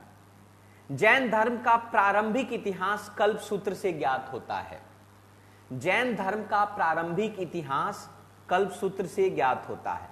कल्प सूत्र contain the early history of Jainism. कल्प सूत्र contain early history of Jainism. Jain धर्म का प्रारंभिक इतिहास कल्प सूत्र से ज्ञात होता है। किससे ज्ञात होता है? कल्प सूत्र से ज्ञात। तो लिख लिया आपने। जैन इतिहास की शुरुआत किससे शुरू होता है? कल्प सूत्र से, है ना? कल्प सूत्र से होता है। तो आपने क्या लिखा? जैन लिटरेचर इज कॉल्ड अगम या आगम। एंड लिखो जैन किसके बारे में? कल्प सूत्र। लिखिए कल्प सूत्र कॉन्टेन, कल्प सूत्र इससे होगा, ऐसे लिखो KALP, कल्प सूत्राज। कल्प सूत्र लिखिए। कल्प सूत्र contain the early history of Jainism. कल्प सूत्र contain early history of Jainism, यानी जैनिज्म की शुरुआत कहां से हुई है? कल्प सूत्र से। कल्प सूत्र contain the early history of Jainism. Good. उसके बाद जैन की शुरुआत कहां से? जैन को क्या, लिटरेचर को क्या कहा गया है? आगम कहा गया है। ठीक है, क्लियर है आपका। बुद्ध के अंदर में क्या देखा आपने? बुद्ध के जन्म की कहानी किसमें है? जातक में। बुद्ध के त्रिपिटक का नाम क्या है? विनय पिटक, सूत पिटक और अभिधम पिटक। ये 3 सबसे प्रमुख है। अभी तक हम लोग क्या समझ रहे हैं? इतिहास जानने के स्रोत समझ रहे हैं। इतिहास हम बुद्ध के माध्यम से जान रहे हैं, जैन के माध्यम से जान रहे हैं, पुराण के माध्यम से जान रहे हैं, ऋग्वेद के माध्यम से, वेद के माध्यम से जान रहे हैं, वेदांग के माध्यम से जान रहे हैं। अभी तक क्या हम लोग जान रहे हैं? साहित्यों के माध्यम से जान रहे हैं। और साहित्यों में कौन सी साहित्य है? साहित्यों में कौन सी साहित्य है? धार्मिक साहित्य, रिलीजियस साहित्य। लेकिन अब दूसरा साहित्य क्या होगा? इसी में हम लोगों ने पढ़ा था। दूसरा साहित्य कौन सा? लौकिक साहित्य, जिसको हम लोग बोलते हैं सेकुलर लिटरेचर। सेकुलर। हेलो, रात भर जगा हुआ था क्या? क्या? ठीक है, पढ़ो, कंसंट्रेट करो। लिख लिया आप लोगों ने? कोई दिक्कत है ना? इतना याद होगा। अभी तक क्या क्या पढ़ा? बताओ, आप बताओ क्या क्या पढ़ा अभी तक?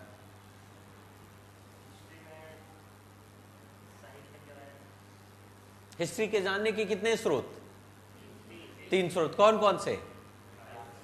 साहित्यिक, दूसरा फॉरेन यानी कि विदेशी, और तीसरा आर्कियोलॉजिकल आर्कोलॉजिकल यानी कि पुरातात्विक, ठीक है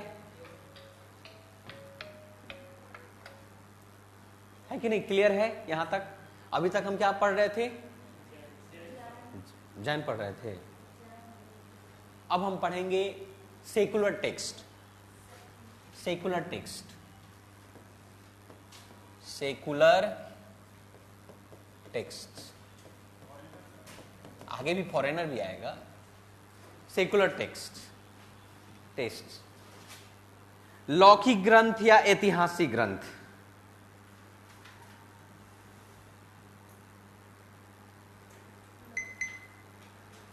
लौकिक और ऐतिहासिक। अब सेकुलर में सबसे प्रथम जो है अर्थशास्त्र।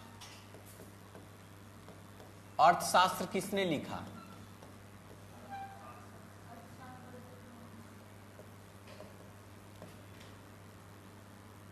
अर्थशास्त्र किसके द्वारा लिखा गया? चाणक्य कौटिल्य के द्वारा लिखा गया। लिखिए लिखिए, अर्थशास्त्र, अर्थशास्त्र रिटेन बाई चाणक्य। अर्थशास्त्र रिटेन बाई चाणक्य। चाणक्य को हम लोग कौटिल्य और विष्णुगुप्त भी कहते थे। चाणक्य के द्वारा रचित है। क्या?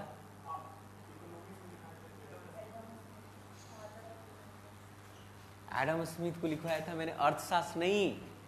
हमने क्या लिखवाया था? बुक का नाम फादर ऑफ इंडियन इकोनॉमिक्स कहा। इंडियन इकोनॉमी बोल रहे, फादर ऑफ इकोनॉमिक्स कहा था जन। और उसमें हमने लिखवाया था कि वेल्थ ऑफ द नेशन किसने लिखा? एडम स्मिथ ने लिखा वेल्थ ऑफ द नेशन। लेकिन भारतीय अर्थशास्त्र के जनक कौन? वो है कौटिल्य हैं। तो हमने एडम स्मिथ अर्थशास्त्र बोला था हम लोगों ने। अर्थशास्त्र के जनक किसको माना जाता है? एडम स्मिथ को माना। ये अर्थशास्त्र किताब है। वो क्या है? ये किताब है। और इस किताब की रचना किसने की? चाणक्य ने की, कौटिल्य ने की, विष्णुगुप्त ने की। तीनों एक ही का नाम है। चाणक्य को ही क्या बोलते थे? विष्णुगुप्त। और क्या बोलते थे? कौटिल्य, है ना? विष्णुगुप्त और कौटिल्य। तो अर्थशास्त्र किसके द्वारा लिखा गया? रचित है। किसके द्वारा रचित है? चाणक्य के द्वारा रचित है। अर्थशास्त्र चाणक्य के द्वारा। और अर्थशास्त्र में क्या बताता है? किस इतिहास के बारे में?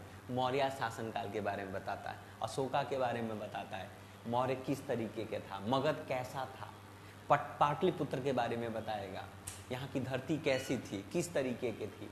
क्लियर है? ये अर्थशास्त्र में लिखा हुआ है। लिखिए, इसके अंदर में लिखिए, मौर्यकालीन प्रशासन की जानकारी मिलती है। अर्थशास्त्र में मौर्यकालीन प्रशासन की जानकारी मिलती है।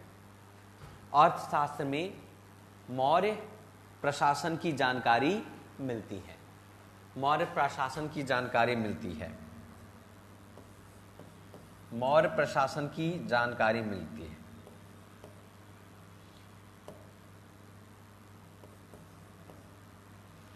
दूसरा लिखिए, राजतरंगिणी। दूसरा टेक्स्ट है राजतरंगिणी। राजतरंगिणी, राजतरंगिणी। ये राजतरंगिणी किसके द्वारा लिखा गया? हाँ, राजतरंगिणी लिखा गया कल्हन के बारे में।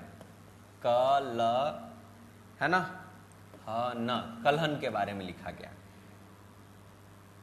अंग्रेजी में इसको इस तरीके से लिखते हैं, कलहना। कल्हन के द्वारा लिखा गया। ये हिस्ट्री ऑफ कश्मीर के बारे में बताता है। किसके बारे में बताता है? कश्मीर के बारे में बताता है। कल्हन द्वारा रचित है। इसमें कश्मीर का इतिहास है। So it is the history of Kashmir. It is the history of Kashmir. Kalhana के द्वारा लिखा गया राजतरंगिणी। राजतरंगिणी किसके द्वारा लिखा गया? कल्हन के द्वारा लिखा गया। एक और सेकुलर बुक है जिसके बारे में जानकारी मिलता है, जिसको हम लोग बोलते हैं अष्टाध्यायी। जिसको बोलते हैं हम लोग अष्टाध्यायी।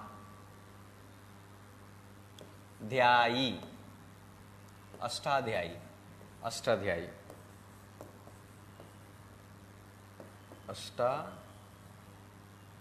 अष्टाध्यायी किसके द्वारा लिखा गया? पन्नी के द्वारा लिखा गया। पाणिनि के द्वारा लिखा गया। किसके द्वारा? पाणिनि के द्वारा लिखा गया।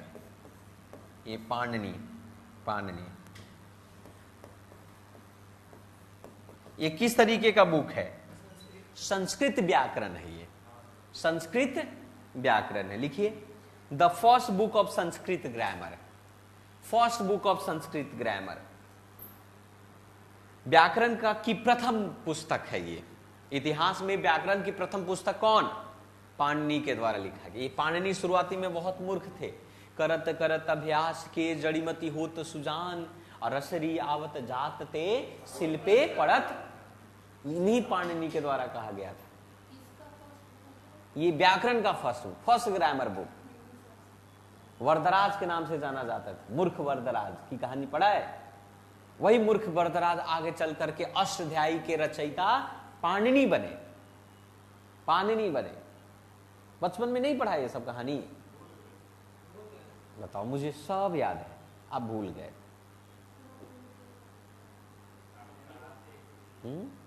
मैं पढ़ाता हूं इसलिए, बचपन की कहानी थोड़ी पढ़ा रहा हूं। पाणिनि, अच्छा, तो ये सब याद करो। आप भी नौकरी चाहिए कि नहीं चाहिए? तो पढ़ो ना।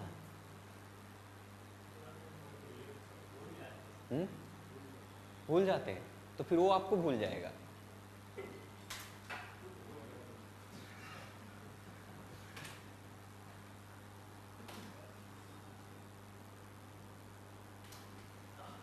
ठीक है, कोई दिक्कत?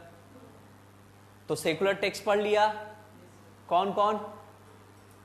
पहला अर्थशास्त्र किसके द्वारा लिखा गया?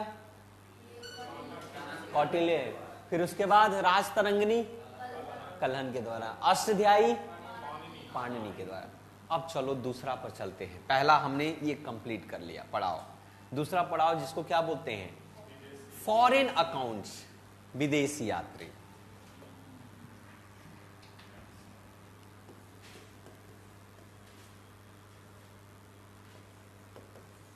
फॉरेन अकाउंट्स, फॉरेन अकाउंट्स, जिसको हिंदी में क्या बोलेंगे? विदेशी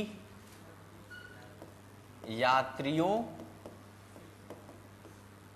के विवरण या वृतांत। ठीक है, सबसे पहला कौन? क्या नाम है? मेगास्थनी। मेगास्थनी जो है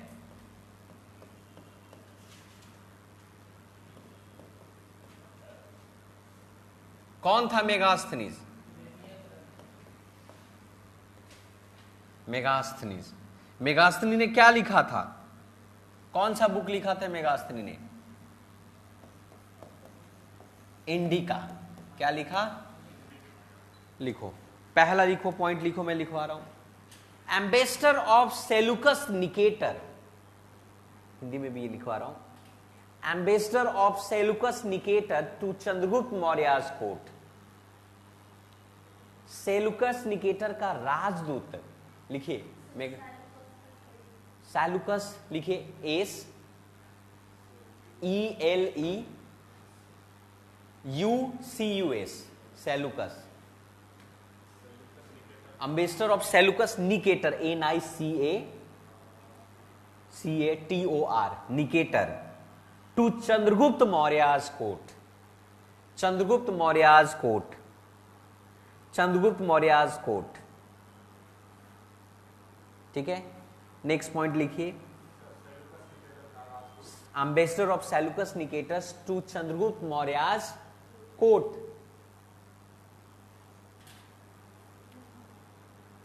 Megasthenes written the book Indica. Megasthenes written the book Indica. Indica Hindi में लिखिएगा। सेलुकस निकेटर का राजदूत जो चंद्रगुप्त मौर्य के दरबार में आया था, Megasthenes written the book Indica. Indica किसने लिखा? मेगास्थनी। मेगास्थनी किसके दरबार में आया था? किसका एम्बेसडर था? सेल्यूकस निकेटर कौन था? सिकंदर का सेनापति। सिकंदर का सेनापति, सिकंदर यानी अलेक्जेंडर का सेनापति।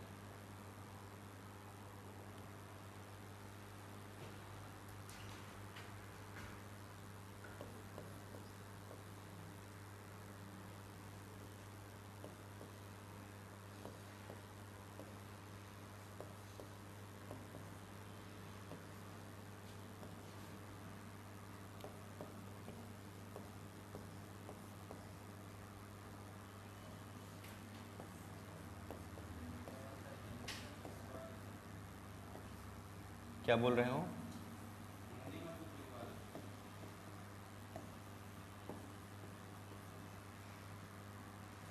ठीक है, लिखिए। हिंदी में तो लिखवा रहा था मैं। सेल्यूकस निकेटर का राजदूत, सेल्यूकस निकेटर का राजदूत जो चंद्रगुप्त के दरबार में आया था। मेगास्थनी सेल्यूकस निकेटर का राजदूत जो चंद्रगुप्त मौर्य के दरबार में आया था। इसने इंडिका नामक पुस्तक लिखी। इसने इंडिका नामक पुस्तक लिखी। इसने इंडिका नामक पुस्तक लिखी। इसने इंडिका नामक पुस्तक लिखी। क्लियर है? इंग्लिश में या हिंदी में लिखा? मैंने क्या बोला आपको? Seleucus Nicator, ambassador of Seleucus Nicator to Chandragupta Maurya's, Chandragupta Maurya's court. ठीक है। Megasthenes written the book Indica. Megasthenes written the book, क्या हो गया ना? ठीक है, यहां तक हो गया क्लियर। दूसरा टॉलमी। टॉलमी, इसके बारे में लिखो, मैं लिखवा रहा हूं पहले, आप लोग मत लिखो, मैं ही लिखवा रहा हूं। Ptolemy wrote geography of India in second century. Ptolemy wrote, इसको क्या पढ़ते हैं? टॉलमी, पी साइलेंट होता है, ओके, तो है ना? पी क्या होता है? साइलेंट होता है। जैसे साइकोलॉजी है ना, तो Ptolemy wrote geography of India in second century AD. Ptolemy wrote geography of India in second century AD. दूसरी शताब्दी में भारत का भूगोल नामक पुस्तक लिखी। टॉलमी ने दूसरी शताब्दी में भारत का भूगोल नामक क्या लिखा? पुस्तक लिखी। भारत का भूगोल नामक पुस्तक लिखी। मैं पूछूंगा एक पॉइंट पूछूंगा अभी तुरंत इसके बाद, कंप्लीट होने के बाद। टॉलमी ने क्या लिखा? भारत का भूगोल। किस सेंचुरी में? सेकेंड सेंचुरी में। Second century. मेगास्थनी ने क्या लिखा? इंडिका नामक पुस्तक लिखा।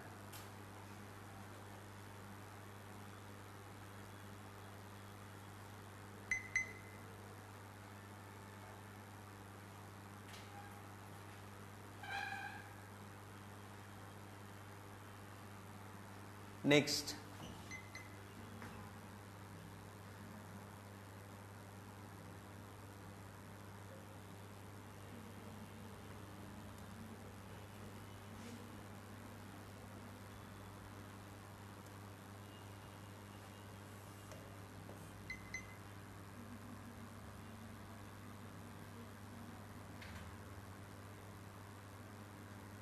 नेक्स्ट है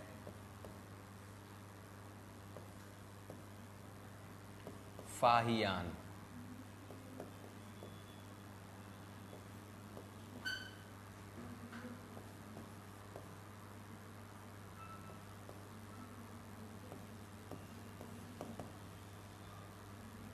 फाहियान, नेक्स्ट है फाहियान। नेक्स्ट है फाहियान। कौन है? Fahien. Chinese traveller. Chinese traveller लिखिए फाहियान के बारे में। Chinese traveller, traveller who visited during Chandragupta second.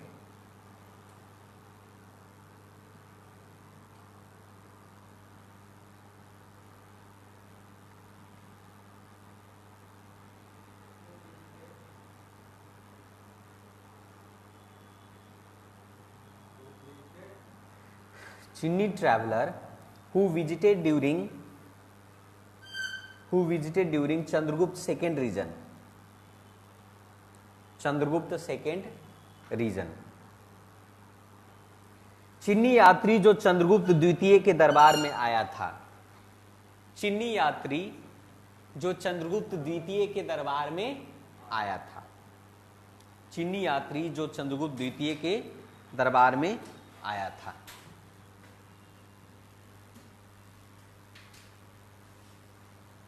लिख लिया आप लोगों ने?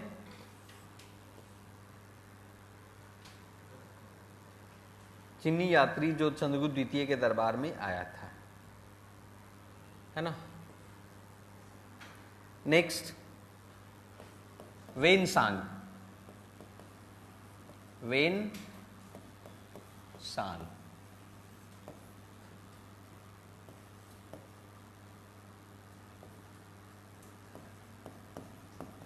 Xuanzang visited during Harshvardhan region. Hiuen Tsang visited during Harshvardhan region. visited during Harshvardhan region. Harshvardhan के शासन काल में भारत आया। हर्षवर्धन के शासन काल में भारत आया। हर्षवर्धन के शासन काल में भारत आया। भारत आया, ठीक है। He studied at Nalanda University. He studied at Nalanda University. He studied at Nalanda University.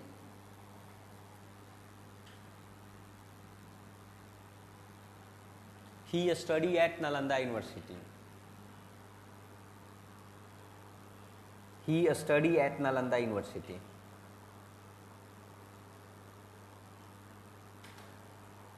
उन्होंने नालंदा विश्वविद्यालय में अध्ययन किया। उन्होंने नालंदा विश्वविद्यालय में अध्ययन किया।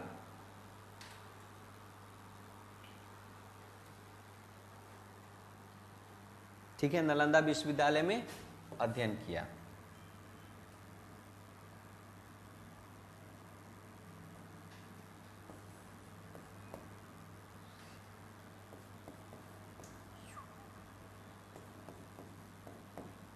ठीक है, लिखिए। His travelogue is called, his, लिखिए, his travelogue, TRAVELOGUE, travelogue is called CU की। जिसने उसने किताब लिखा, उस किताब को क्या कहा जाता है? CU की। इसके भ्रमण वृतांत CU की नाम से प्रसिद्ध है। इसके भ्रमण वृतांत, इसका भ्रमण वृतांत CU की के नाम से प्रसिद्ध है। CU की के नाम से प्रसिद्ध है। CU के नाम से प्रसिद्ध है। नेक्स्ट,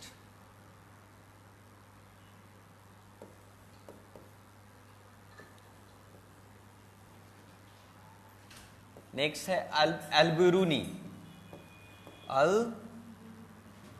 अलबरूनी महमूद गजनी के साथ भारत आया। बरूनी महमूद गजनी के साथ भारत आया। महमूद गजनी के साथ भारत आया।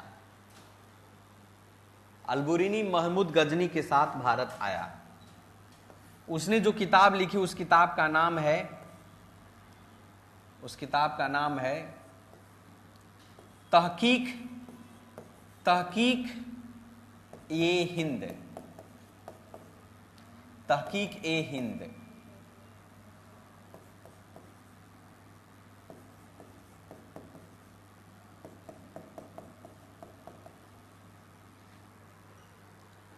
उसने जो किताब लिखी, उस किताब का नाम क्या है?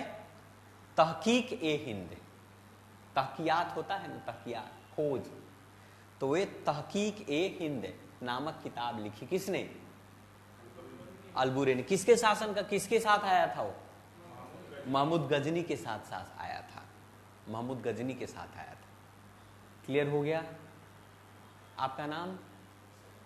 सत्यम। बताइए सत्यम जी, अभी तक हम लोगों ने क्या क्या पढ़ा? जितना कुछ पढ़ा अभी तक ना, ये सारे क्वेश्चन पूछे गए हैं एग्जाम में, आपको पता होना चाहिए। पूछा गया है ना? है सारा A to Z पूछा गया। फाहियान के बारे में पूछा, हर्षवर्धन के बारे में पूछा है, आप पूछा गया वेन सांग के बारे में पूछा गया, अलबुरेनी के किताबों के बारे में पूछा गया, मेगास्थनी के बारे में पूछा गया है ना? ये सारे क्वेश्चन ऑलरेडी पूछे गए हैं एग्जाम में। ऋग्वेद के बारे में पूछा है, साम यजुर्वेद से लेकर के, इसलिए मैं मेन वही चीज पढ़ा रहा हूं जो आपके एग्जाम में आए। क्लियर है? मेगास्थनी किसने लिखा? मेगास्थनी किसने लिखा? मेगास्थनी ने क्या लिखा?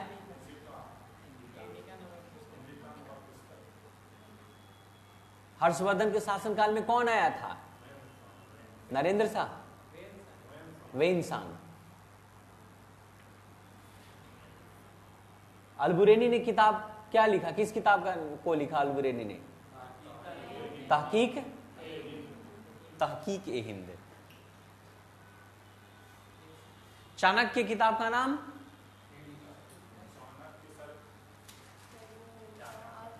अर्थशास्त्र।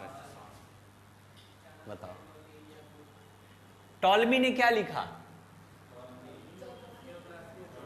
ये फॉरेन में देखो, मेगास्थनी ने इंडिका लिखा, टॉलमी ने ज्योग्राफी लिखा, फाहियान ने क्या लिखा भाई? फाहियान ने CU की ट्रैवल लॉग है आपका, अलबुरेनी ने तहकिया की हिंद, फाहियान, ये सारे जितने भी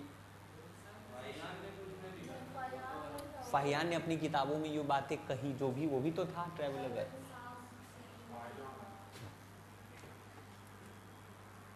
चलो अब हम पढ़ेंगे एक लास्ट पॉइंट। लिखिए, पुरातात्विक स्रोत।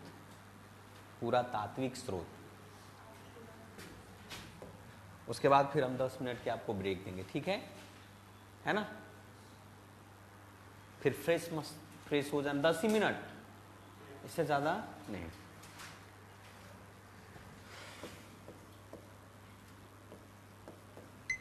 लिखिए, archaeological sources. Archaeological sources Hindi में इसको क्या बोलते हैं? पुरातात्विक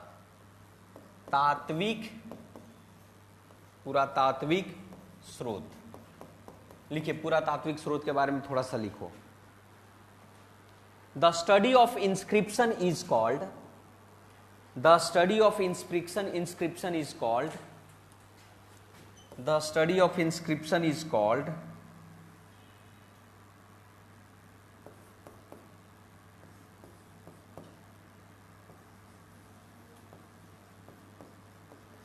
इंस्क्रिप्शन को हिंदी में क्या बोलते हैं? अभिलेख। The study of inscription is called epigraphy. Epigraphy. The study of inscription is called epigraphy. अभिलेखों के अध्ययन को एपिग्राफी कहते हैं। अभिलेखों के अध्ययन को एपिग्राफी कहते हैं। अभिलेखों के अध्ययन को क्या बोलते हैं? एक पॉइंट और लिखिए। The oldest readable inscription are, the oldest readable. Readable का मतलब पढ़ा जा सकने वाला, READABLE, readable inscriptions are of emperor Ashoka. Emperor Ashoka सबसे पुराना जो अभिलेख किसका पढ़ा गया था? अशोक के। तो एम्पेरर अशोका, ब्रैकेट में लिखिएगा, read by James Prinsep. Read by James Prinsep. 1837 में किसने रीड किया था?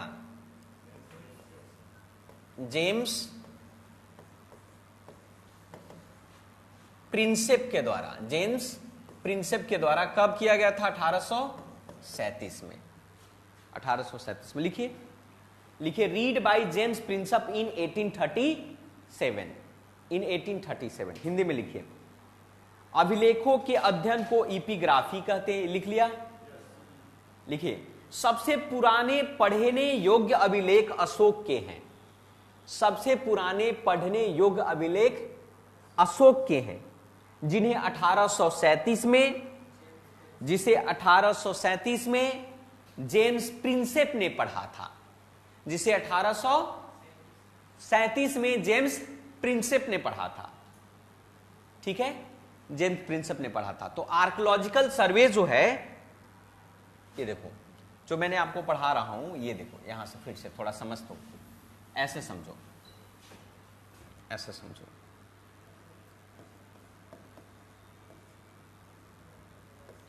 आर्कियोलॉजिकल सोर्सेज कितने पार्ट से होता है? पहला जो मेथड होता है जानने का, अभिलेख के माध्यम से, अभिलेख यानी कि इंस्क्रिप्शन के माध्यम से, ठीक है। और दूसरा किसके माध्यम से जानते हैं? कॉइन के माध्यम से, सिक्का के माध्यम से, है ना। पुराने जमाने में जो सिक्का था चंद्रगुप्त के शासनकाल में, गुप्ता डायनेस्टी के शासनकाल में। तो लिखिए कॉइन के बारे में, द स्टडी ऑफ कॉइन क्या बोलते हैं? द स्टडी ऑफ कॉइन को क्या बोलते हैं? न्यूमिस्मैटिक्स कहा जाता है। ये एनसीईआरटी में बात लिखी गई है और पूछा जाता है। जैसे इंस्क्रिप्शन को क्या बोलते हैं? Epigraphy, epigraphy. वैसे ही सिक्कों को क्या बोलते हैं? और न्यूमिस्मैटिक कहते हैं। Numismatic, NUMISMATICS, numismatics. The study of coins is called numismatics. Study of coin is called numismatic. सिक्कों के अध्ययन को क्या बोलते हैं? न्यूमिस्मैटिक कहा जाता है। सिक्कों के अध्ययन को न्यूमिस्मैटिक कहा जाता है, कहते हैं, ठीक है। प्राचीनतम सिक्कों के आहत सिक्के, ancient coin is called punch mark coin. Ancient coin is called, सबसे पुराना सिक्का कौन सा? पंच मार्क सिक्का। सबसे पुराने सिक्कों को क्या बोलते हैं हम लोग? पंच मार्क सिक्का। पंच मार्क सिक्का को भी हिंदी में क्या कहा जाता है? आहत सिक्के। आहत सिक्के, आहत सिक्के का मतलब हम लोग पंचिंग करके बनाते थे ना, इसीलिए आहत सिक्के। क्लियर है? यहां तक क्लियर है? तो ये पहला चैप्टर जो हमने पढ़ाया, सोर्सेज ऑफ हिस्ट्री। क्या पढ़ाया? सोर्सेज ऑफ हिस्ट्री में क्या क्या सोर्सेज है? पंच मार्क सिक्का, पंच मार्क सिक्के, कॉइन, पंच मार्क कॉइन। और स्टडी ऑफ कॉइन्स क्या बोलते हैं? Numismatic. Study of inscription, epigraphy. Epigraph clear है? कोई दिक्कत? दिखाइए आप थोड़ा सा, कहां कहां से लिखा? यहां से लिखा, ठीक है। तो ये पहला पॉइंट हुआ, एंशिएंट बहुत, ये पहला। इतना आप ये समझो कि अपने आप में क्वेश्चन है ना।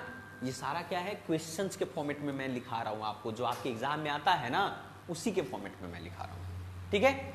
अब दूसरा चैप्टर हम लोग पढ़ेंगे। क्या क्या पढ़ेंगे दूसरा चैप्टर? अभी तक क्या अभी हम लोग समझे हैं? ये अभी तक हम लोग सोर्सेज जाने। अब प्री हिस्टोरिक पढ़ेंगे, उसके बाद इंडस वैली सिविलाइजेशन होगा, उसके बाद वैदिक पीरियड होगा, उसके बाद जैनिज्म होगा, उसके बाद क्या होगा? बुद्धिज्म होगा, फिर मौर्य शासन चलेगा। क्लियर? तो 10 मिनट का ब्रेक है, लेट्स मिलते हैं।